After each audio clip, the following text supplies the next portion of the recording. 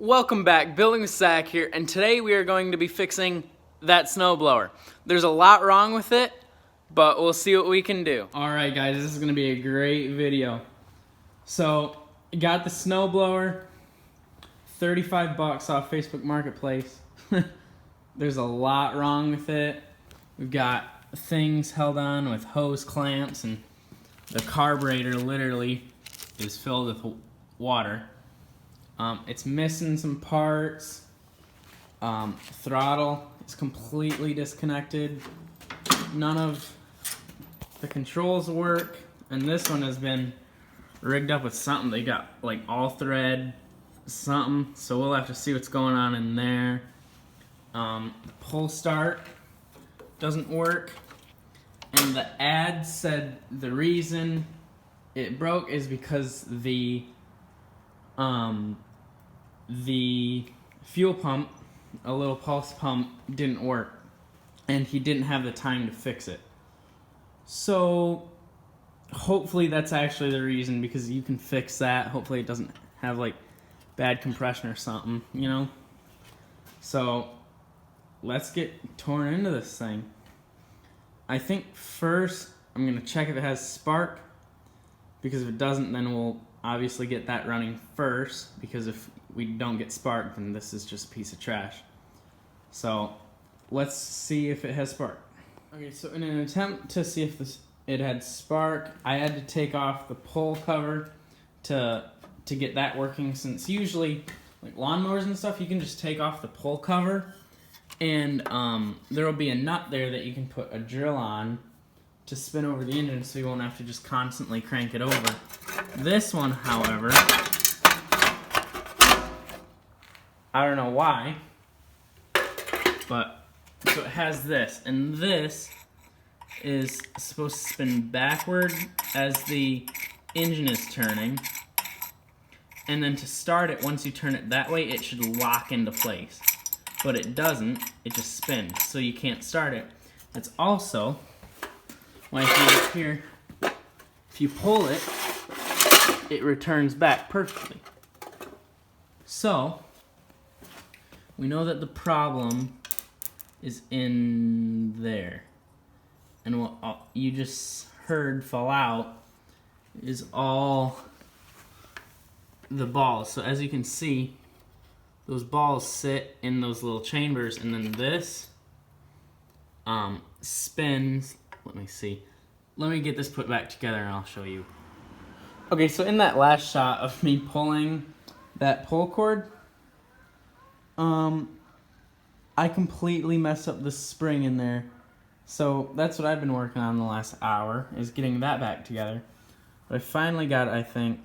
So here's what happens.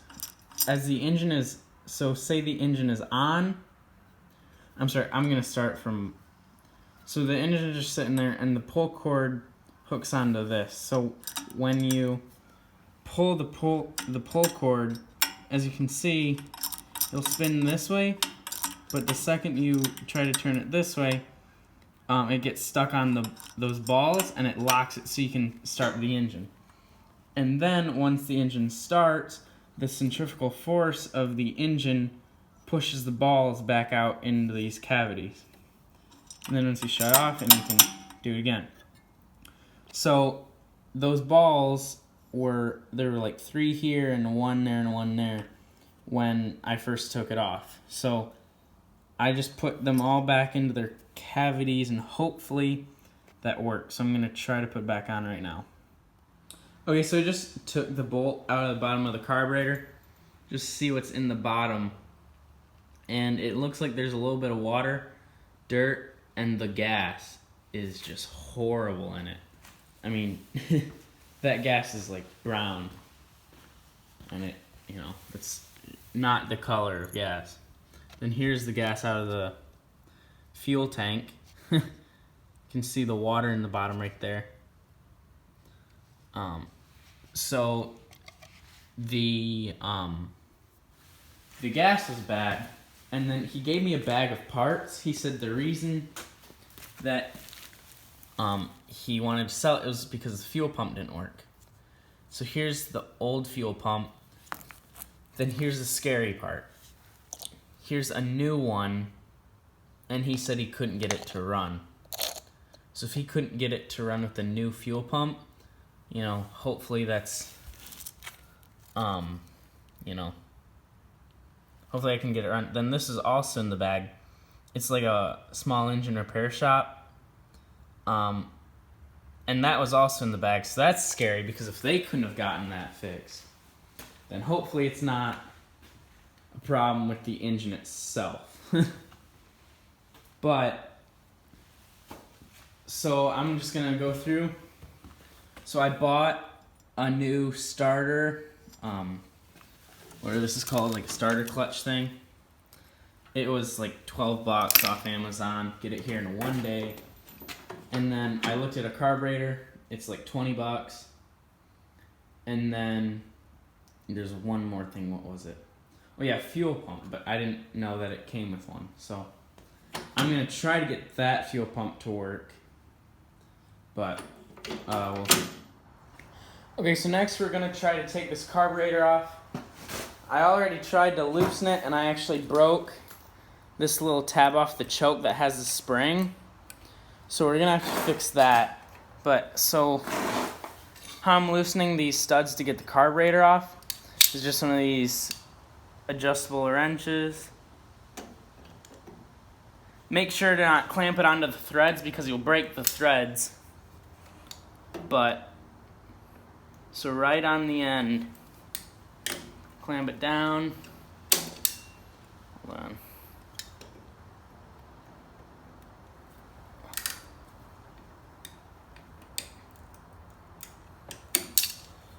Not coming. Of course, once I turn the camera on.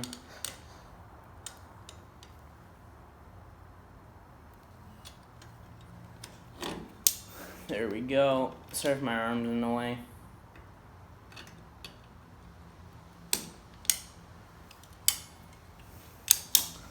Okay, so now that that's loose, you can just unspin them. See, there you go.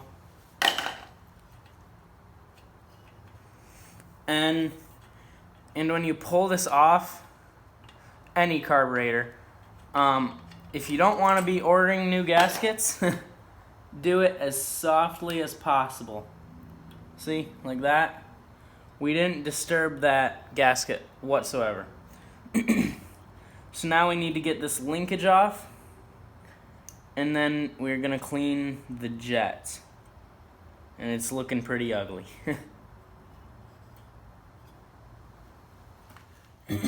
Okay, so I was just gonna loosen the jet for the carburetor and then take it out on video, but unfortunately, I don't know how well you can see that, but I put the screwdriver in, turned it, and a chunk of the brass like flew out. So that is not gonna come out, sadly. So we can't clean it, but what we can do is get up close and personal with a can of WD-40 and squirt it into all these holes through the jet. So if we can't take it out and clean it mechanically, what you want to do is take WD-40 and compressed air and blow it completely out. So let's do that. Okay, so we're gonna try to take this off because I got the new replacement part right here. Is like 13 bucks off Amazon. Amazon's amazing. Not sponsored though. So to get this off, they said you need a tool to get it off. But I don't have that tool, and I called the place, like a small engine repair shop, and it's like 30 bucks to do. I'm like, heck no. So what I figured I could try is do this. So the way you spin it off is you could spin it, but if you spin it, it'll just spin over the engine, right? So I said, well, hey, why don't I just lock up the engine, the flywheel with a screwdriver? So I did it like that. See, so it's locked. It won't move. Then I took this and a hammer, and I literally just hit it once, and it just came off. So that was super easy. You just unscrew it. There's the old one. Then there's some threads. So I'll grab the new one, which works. See, it spins backward freely, then locks. So put this one in.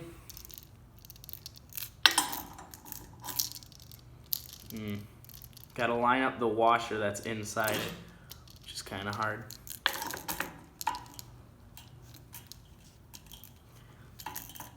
Ooh, of course it doesn't want to go on. Isn't that just great? Probably have to sand it down to get all the rust off. I'm gonna do that real quick.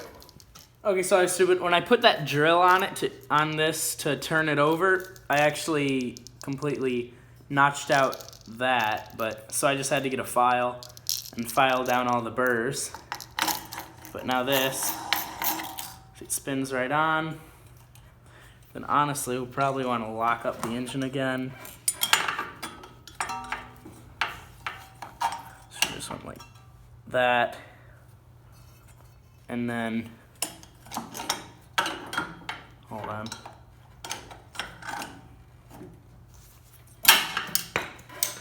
Might need a smaller one.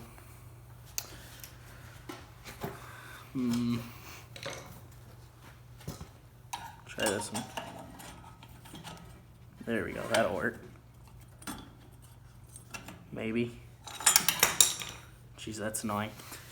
Well, anyway, maybe I can just kind of tap it.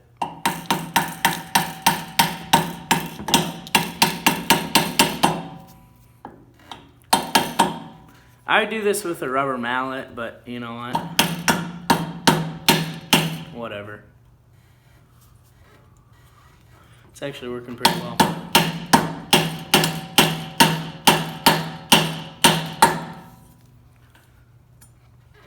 That's tight. So it spins and locks. Now, hit it over a couple more times. That should work fine.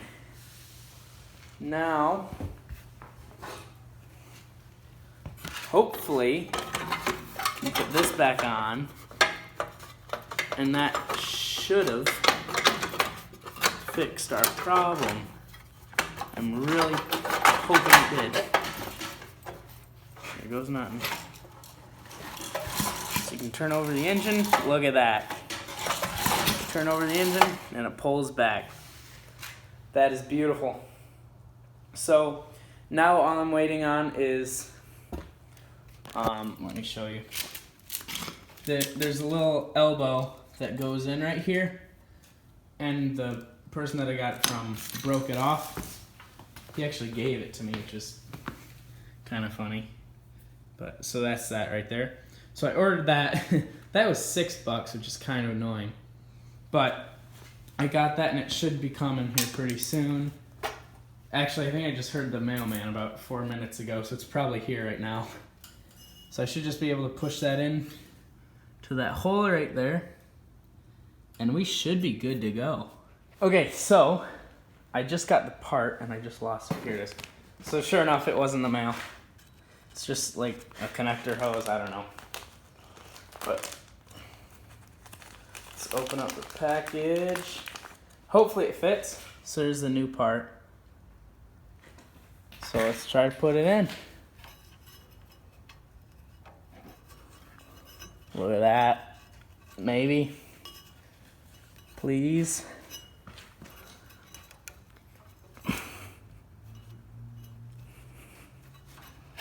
Shoot. Might have to put a little oil on this. Hold on. Oh, did I just break it? No. I'm gonna put oil on this and try to get in, but the only thing, you just gotta kind of twist it as you're pushing in, which is kind of hard to do with that exhaust right there. So I'm gonna see if I can do that. So quick update. I put this thing in the freezer, and sure enough, put a drip of oil on that little brass piece, and it went right in, and now that it's warm, it's stuck in there, which is a good thing. And then I got the pull cover on, and the gas tank is on. And what I had to do is, since the original like OEM fuel pump, they don't make it anymore. So you have to get this, and then there's no place to put it. So I had a piece of sheet metal, and I just cut it. Then I bolted the fuel pump to it so it's nice and secure. And it's under the fuel tank so you don't really see it. And it should be good. So right now, I'm rerouting new fuel lines to over there.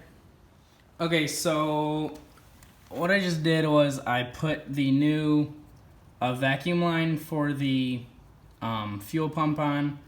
Then I ran the fuel line, making sure that like the throttle doesn't get in the way with anything.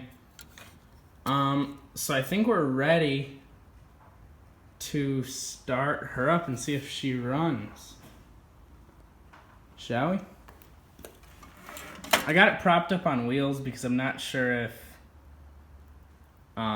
it's gonna run away or not, because I don't know if that works yet. It should be in neutral, so we'll see. Oh, let's choke it a little bit.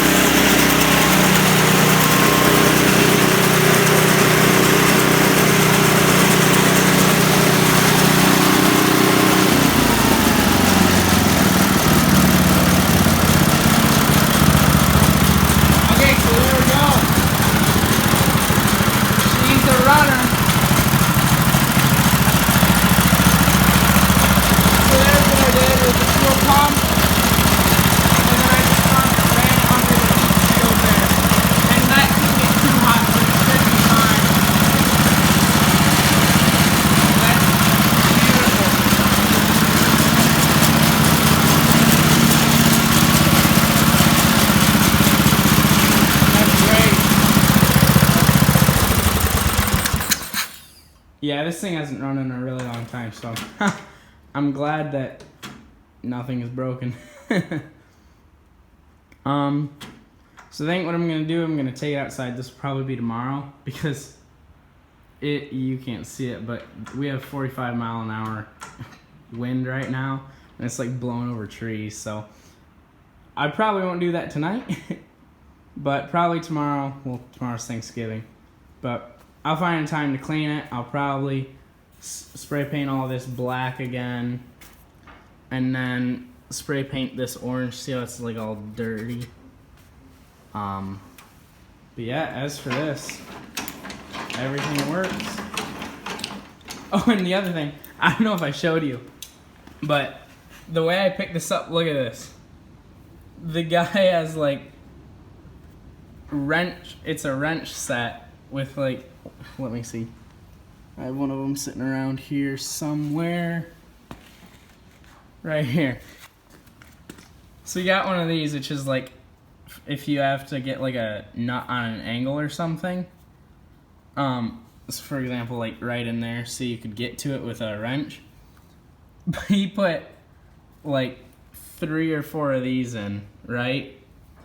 So I guess that this mechanism took, so when you turn this, it moves that. I guess that broke at one point, and the guy just welded it back together, which is quite funny. But it runs. That's all I'm worried about. So, and actually my dad mentioned we might actually want to keep this thing to use, because we have that little Toro right there. I mean, it does a great job, but maybe I'll show you once I wash it, but our driveway is like super steep, so it's really annoying with like when you have to push. So we'll see how this one works. But this is awesome for sure.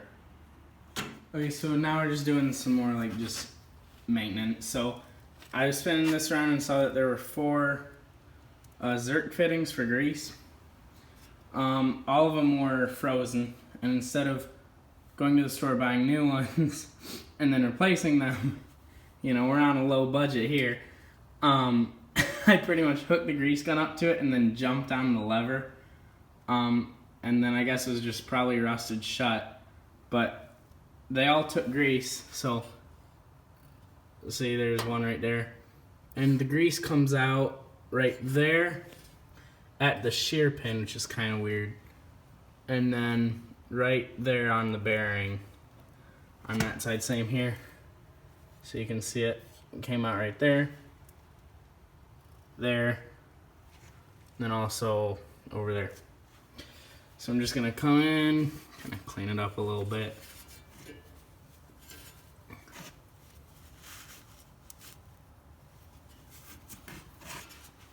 It's real easy.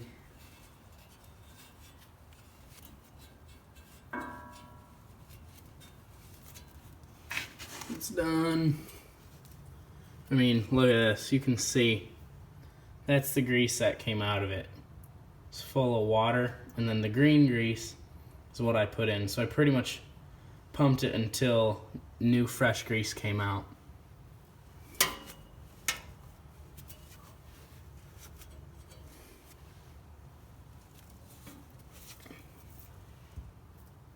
So that's done. The other thing I might do is change this gear lube out in here.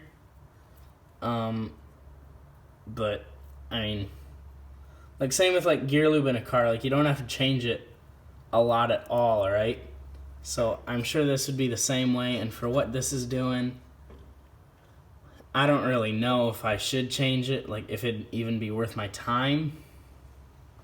But because it's not leaking anywhere, so I don't know. I'll probably check the level on it, but I'm sure it'll be fine. So I also want to paint this, but I'm sorry if I'm repeating this stuff because this project was over the course of like 2 weeks. So, because sometimes parts such as, you know, that little elbow thing we put on the carburetor, you know, that doesn't ship for like a week. So, but I got this cover put back on, the air filter. Probably should either clean or get a new air filter. But that's that. The other thing I wanted to show you guys is, so right here is like the model type and code numbers of this engine. And the model number, that's what you can look up to find parts and stuff. The type, I'm honestly not really sure what that does. But the code, how you read this is the first 2 numbers are the year. Sorry about the grease on my finger. But the first 2 numbers are the year. So this is 1996. The second 2 are the month. And then the third 2 numbers are the day. So this engine was made the 4th of December of 1996. And then the YE at the end, that's just the production line it came off of, so they can track it that way. But so that's how you read these, and this also was very helpful to find parts for it. This little mesh that's supposed to like catch debris and stuff goes right in there. However, I was stupid. I stepped on that, bent it all out of shape. And honestly, it's a snowblower. It's not running in grassy, muddy, dusty conditions that are going to clog up the cooling fins. The only time it runs is when there's snow. So there's not usually dust or, you know, leaves flying around when you're snow blowing. So I don't think this will be a problem whatsoever. But, so that's that. Just want to share a little bit more. That's it for now. Maybe tomorrow I'll wash it and paint it. Okay, so now it's time to paint. I got all the like labels and stuff taped over. And something just pretty cool that I didn't... At Menards they sell this and it like matches a certain like brand of color. And turns out this, the Alice Calmers or whatever, matches this. You can't even see the difference. So that's nice that this will match. And cue the time lapse.